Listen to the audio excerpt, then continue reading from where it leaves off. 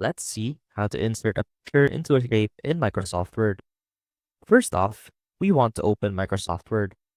And as you can see right here, we have our document ready. Now, our first step is of course inserting our shape. Now head on over to the Insert tab, click on Shapes. Now select the shape that you want to insert your picture in. So for example, you want to insert it into a rectangle. Now, next step is to remove the shape outline. And the next one is to change the shape fill into our picture. Now let's go ahead and select our picture.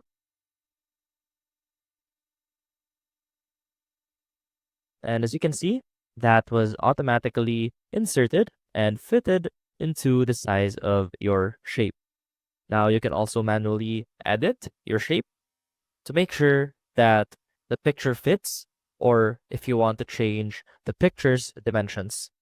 And that is how you can insert a picture into a shape in Microsoft Word. I hope this helped, and I will see you soon.